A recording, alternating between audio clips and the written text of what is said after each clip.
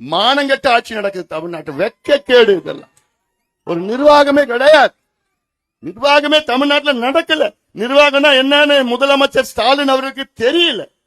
72 விழுக்காடு மக்கள் ஸ்டாலினை எதிர்க்கின்றார்கள். ஸ்டாலின் அவர்கள் வரக்கூடாது என்று முடிவு செய்து விட்டார்கள். திருமாவளவன் அவர்கள் அவர் கூட்டணியில் தானே இருக்கிறார்.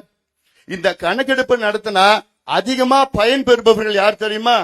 பட்டியலினத்தை சார்ந்தவர்கள், ஷெட்யூல் காஸ்ட், ஷெட்யூல் ட்ரைப் அதிகமா பயன்படுபவர்கள் இந்த கணக்கெடுப்பு நடத்தினா.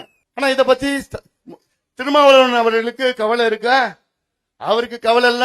அடுத்த எலெக்ஷன்ல எத்தனை சீட்டு கிடைக்கும், கூட்டணி சீட்டு அது எப்படி, இதுதான் அவருடைய நோக்கம். தவிர யாருக்காவது சமூக நீதிக்காக முதலமைச்சரை போய் வலியுறுத்தி அழுத்தம் கொடுத்து நீங்க கணக்கெடுப்பு நடத்திதான் ஆகணும்.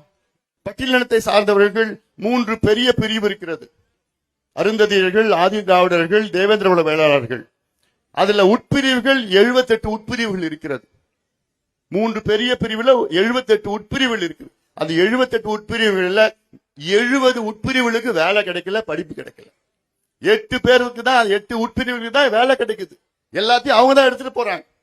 அப்படி நீ கணக்கெடுப்பு நடத்தி யாருக்கு கிடைக்கலையோ அவங்களுக்கு கிடைக்கிறதுக்கு ஏற்பாடு செய்யணும்னா கணக்கெடுப்பு நடத்தணும்.